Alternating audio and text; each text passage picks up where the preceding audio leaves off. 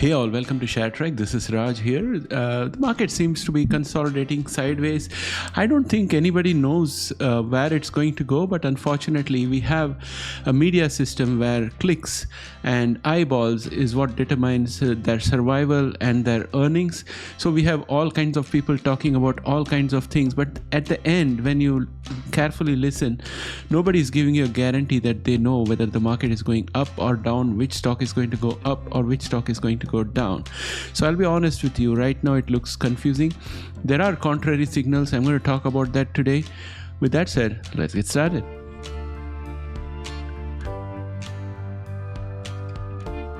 Welcome back, friends. First, let's go on to the indices overall. They are all red, and Nasdaq is mildly positive. So that's one area of contradiction that you can see. The next bearish aspect I see here is the East and Gulf Coast port strike, stranding billions in trade and threatening economy. This is going to be a risk for inflation, and if inflation comes back again, we'll have interest rates not going down and potentially going up. That's something reminiscent of what happened during COVID, supply side inflation. That's a possibility that could happen. And the other item I'm seeing here, which is positive, is that China's stock surge has echoes of 2015 bubble. What is different this time? Basically, there is a lot of stimulus coming out of China, and that stimulus may not remain in China because for diversification, people might take out their profits and invest it elsewhere in the world. So that could be another positive for the market. So we have a negative out here, which is the port strike, and then we have a positive, which is the China resurging. And then we also have another piece of information here where Chairman Powell is positioning the Fed rate cuts in such a manner that we don't expect another 50 basis point cuts. And there is no preset course, means that he could do anything. So that's another aspect that you have to keep in mind, that Chairman Powell has positioned himself for the uncertainty that we are seeing here. This is how I interpret the whole thing.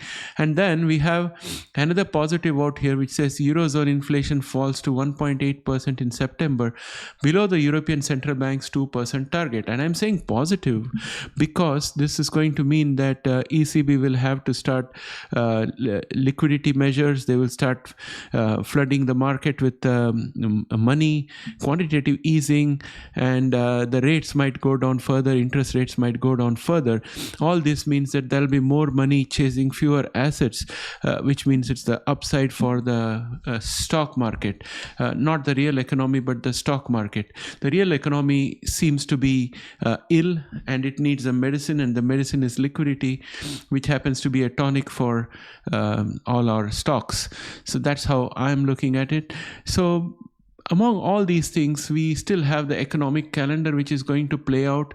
We have the ISM manufacturing PMI coming up, and we have the JOLTS job opening that's been going down steadily in the last few readings. So JOLTS stands for Job Opening and Labor Turnover Survey, and I have been thinking about what the full form would be, and today I decided to just go and have a look. So it's an interesting term because it does give a jolt to the economy. When the employment rates are all high, then tightening will start. When the employment rates are all low, you'll have a loosening or reducing the interest rates. So this is where we were in July. 7.67K in July 2024, and if we come back now to look at JOLTS opening, our estimation is 7.65 million is the forecast, and we'll see where we come in today. This can also determine the mood of the market and give some more clarity on whether we have a soft landing ahead of us or a hard landing or no landing, whatever that might be.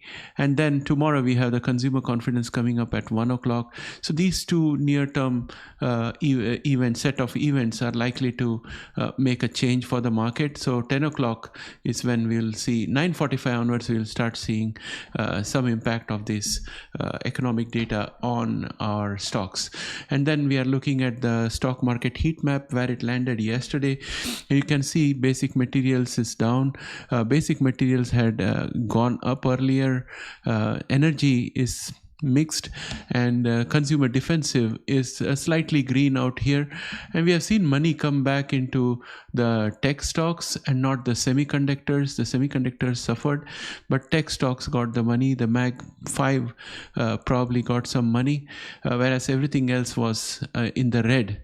So that's where we were. So rotation is taking place for sure. And now I would like to take us into the futures and indicators. Yesterday I missed this section.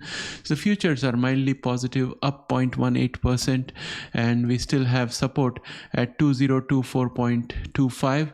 And when we look at QQQ, QQQ started low yesterday but picked up, but still it was below day before's close.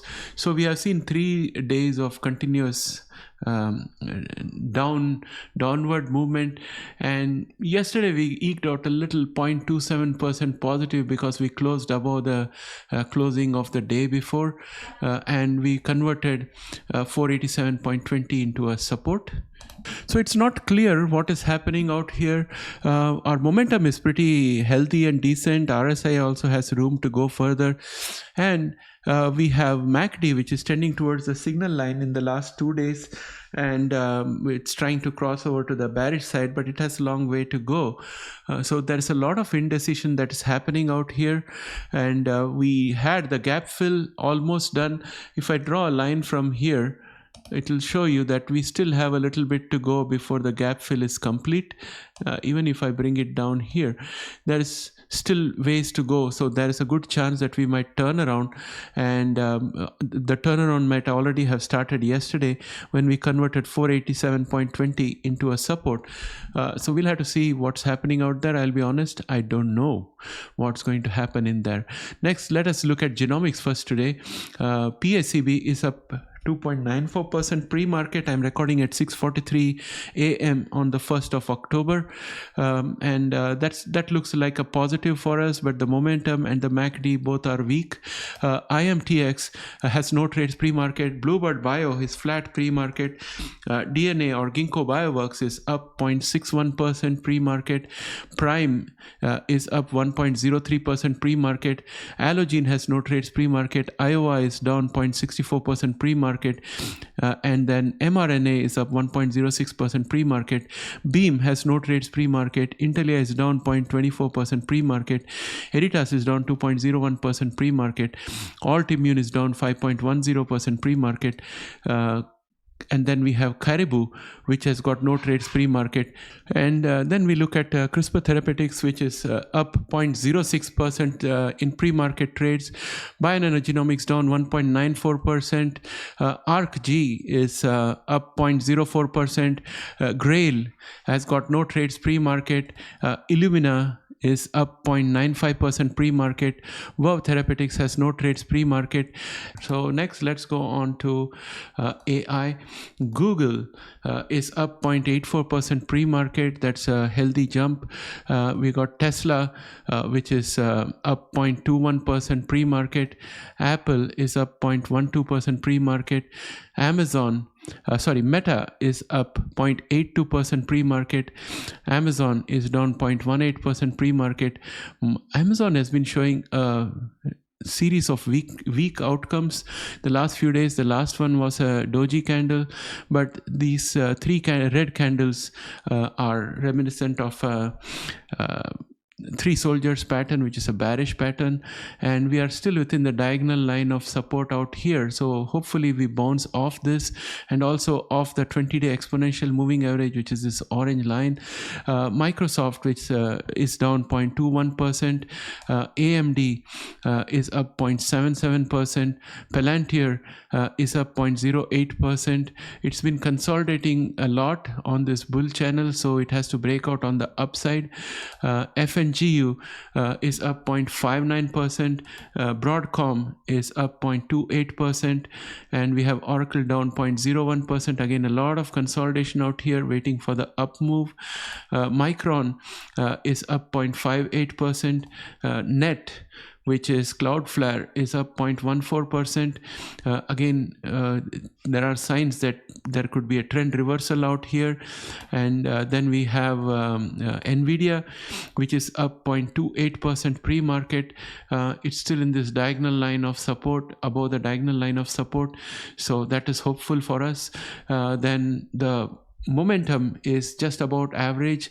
MACD is almost neutral. So I don't know which side semiconductor is going to go today. Qualcomm is up 0.43%. SMCI is up 1.08%. ARM is up 1.36%. ASML is up 1.05%. Intel is down 0.17%. And we have SMH, which is a semiconductor ETF. It's up 0.45%. So overall, semiconductor seems a little mixed. Money definitely is flowing into technology today, and probably into some select semiconductor stocks. So overall, it seems like Mag 7 might be doing better today as compared to yesterday. And that said, my friends, it's time for us to be quite cautious. And again, these are all my personal opinion, not financial advice. And I want your feedback also, guys. You're from all over the world. You're watching these videos. So give me your perspective. I think the geopolitical situation is getting really worse.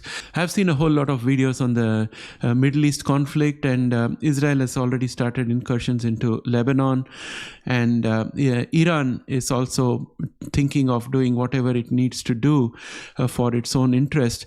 I think this whole geopolitical situation, I'm not even talking about Russia and Ukraine yet, but this geopolitical situation is spiraling out of control with the Houthis getting a lot of missiles, and they are known to disrupt the shipping lines as well.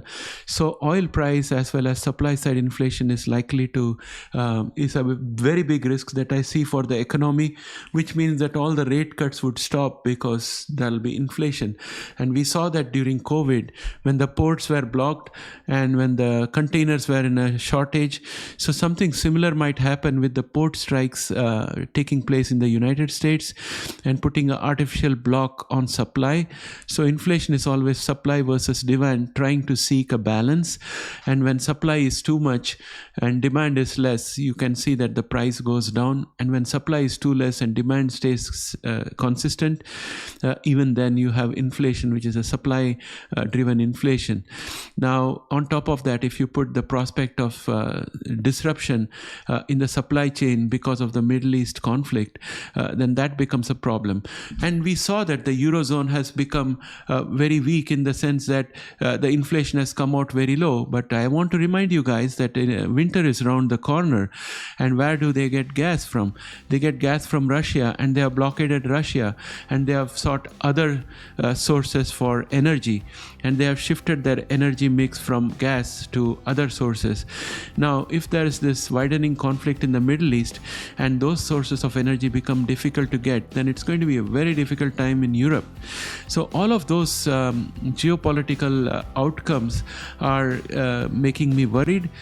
I want you guys to let me know in the comment section whether I'm worrying too much. Is this even a thing?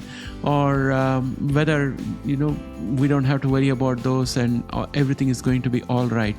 And of course, around winter, we also have the Santa Claus rally. Are we going to get the Santa Claus rally this time? Or are the goods going to be blockaded due to supply chain issues? So please put your comments, and I'll catch up with you again in the next video. Thanks and have a great day. Bye for now.